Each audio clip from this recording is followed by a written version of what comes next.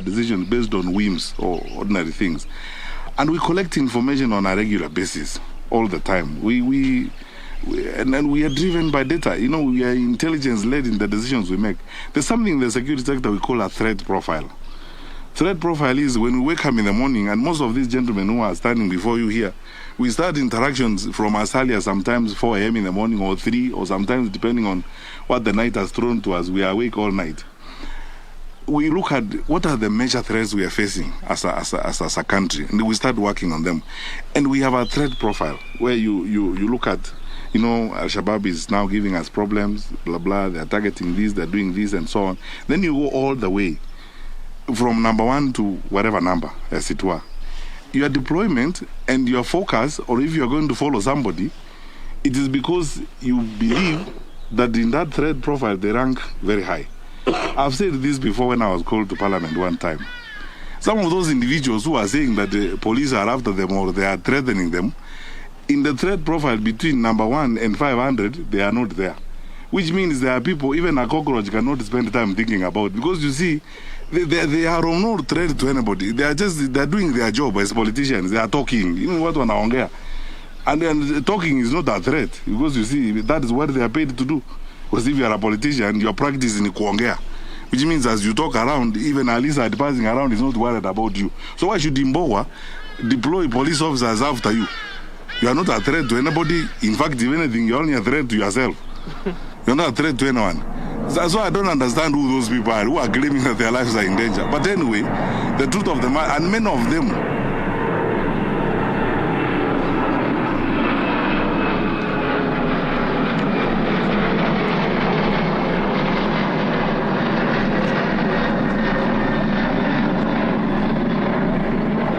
sorry about that. I hope we'll finish before another plane.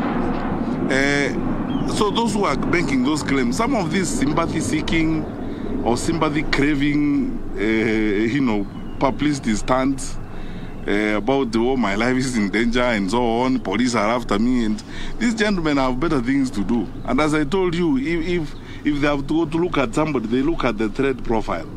Where do you feature? If between number 1 and 600 you don't feature, why would a senior police officer like Yombo spend time on you, honestly, and deploy police to look after you? You are not a threat to anybody. You are not a threat to anybody. If anything, you are a threat to yourself.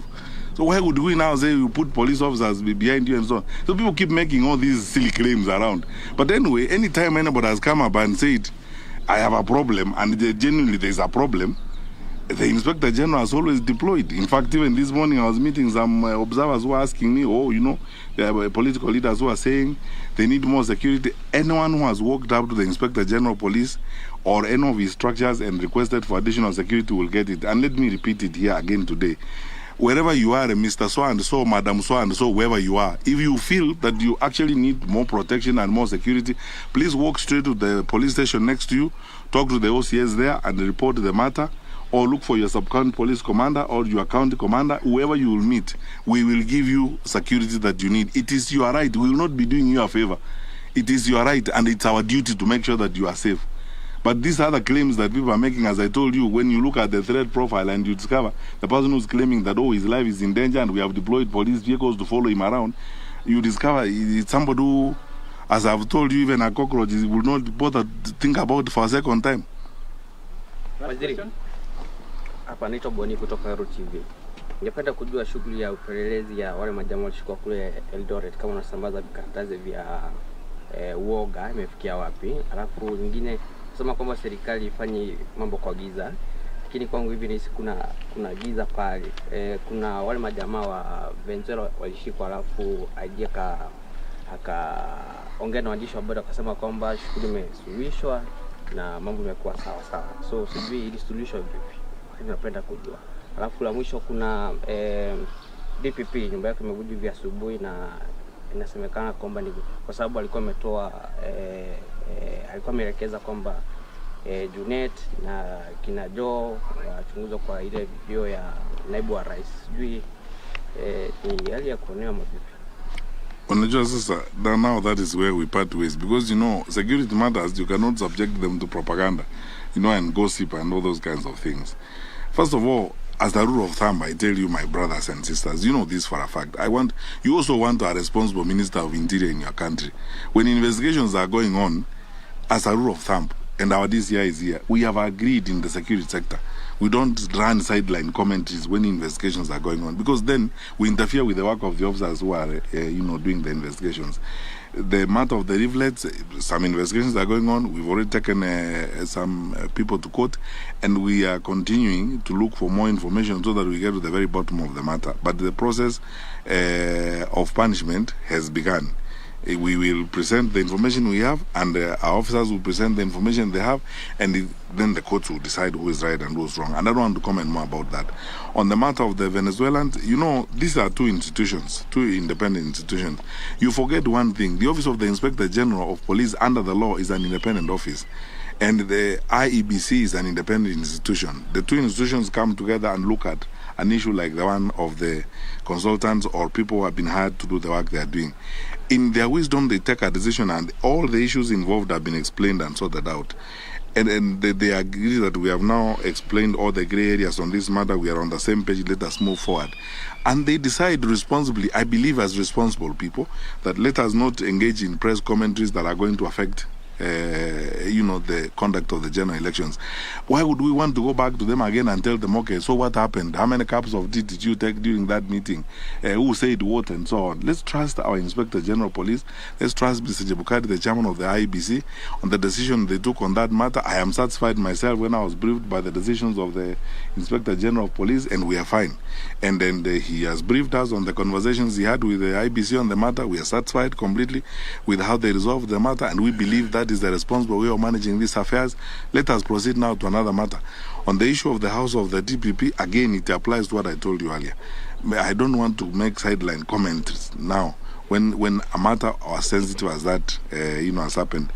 Now, you already have jumped to conclusions before investigations are done. Now, my brother, if we go that way, we will hurt ourselves. Let us always be focused. When something has happened, we have competent officers, we have competent teams. They come up, they investigate the matter, wanachunguza, wanatafuta ukweli mahali huko. Kama kuna ushahidi wa kutosha, mambo fulani yamefanyika, wahusika wanapatikana, alafu wanapelekwa kotini. Tunataka kufuata sheria na tunataka kuishi kisheria vile tunatakiwa kuishi. Sawa? One last question perhaps. Oh. Bwana Waziri, I'm Bruhan Makom from Petrol.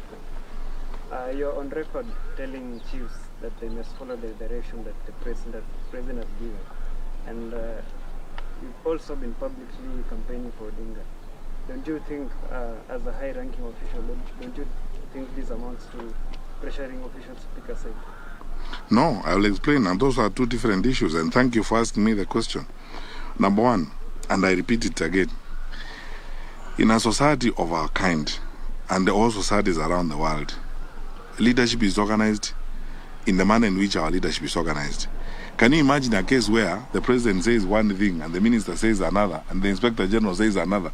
We don't want chaos in our society. In the security sector, when it comes to policy and implementation of government policy, we queue behind the president. That's what I've told chiefs. If the president says 100% transition from primary to secondary, and I want every child in school, how can you not do it in your location when you are a chief and the president has said that?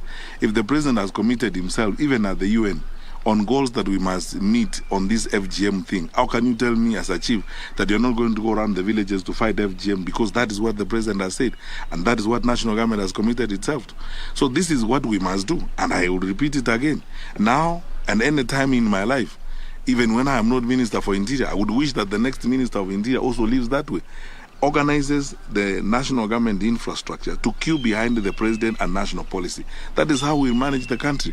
Because imagine a case where the president says, we are going to work with the Minister of Education to fight examination cheating. Then tomorrow the chiefs say, no, we are not going to do that kind of thing. What kind of country are you going to have? So that is what I meant when I tell chiefs, and I tell them even to this day, on national policy, and when the president takes a decision on the matter and the president spells out a position, I am the first to queue behind my president, and I'm followed by my colleagues.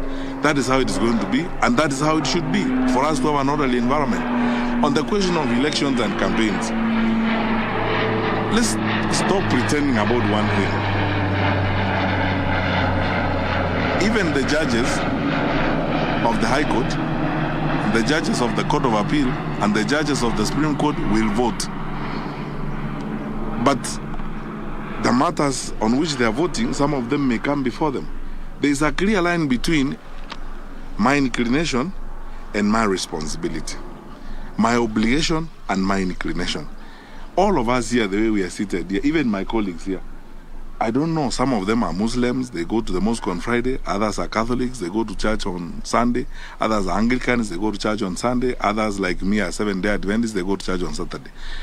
But when we come to work, we have our obligations. I will not wear the lenses of my religious inclination. I will not wear the lenses of my faith. I will, if you come before me, I will not ask you where you belong to and where you come from. I am not supposed to do that under the law. I have an obligation. I have a legal obligation. So there must be a line drawn between legal obligations and personal inclinations. To pretend here that people do not have any, even our officers, police officers will vote. They have inclinations. They may have preferences. But they know that when they wake up in the morning and they are wearing kofia, kirauni, na wanabeba bunduki, they are going to work, they are going there to serve every Kenyan. And they will not ask every Kenyan, where did you vote? No, no, no. That's you're not allowed to do. So let us agree on this particular matter. There's a very clear line between obligations and inclinations. And there's nothing wrong with people having, inclinations. That's why we are a democracy. That people have opinions, they have preferences, and no one forces anyone to. You don't have to agree with me. You don't have to I don't have to agree with you. But I can express myself and say, as far as I'm concerned, I think this is the way we should go. That's my opinion. Even in the offices where we work, we have different opinions sometimes on issues. But we don't sack people because they have expressed differences of opinion, because we understand the line between obligations and inclinations. And this is what people oftentimes confuse and so on. The Constitution says the President will appoint cabinet ministers who are technocrats. It doesn't say the President will appoint robots, switch on and switch off robots to the cabinet. In any case, by the way, some of the politicians who are hypocritically parroting that around the country are the same ones who keep saying perhaps we should have ministers who are elected members of parliament who sit in parliament. So what is what? Because these contradictions sometimes are interesting. Let's be very plain and very clear. I will not lie to you. I have inclinations and I have preferences. But I'll also be very sincere with you. I will deliver on my constitutional obligations without fear or favor.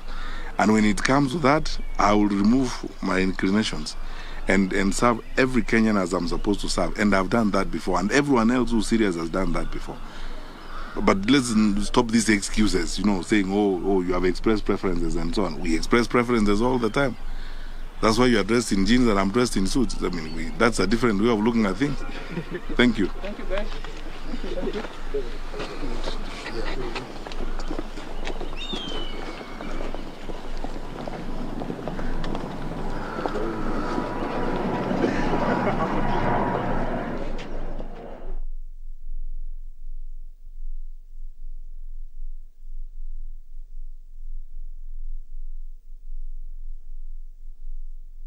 Australia is in pole position for one of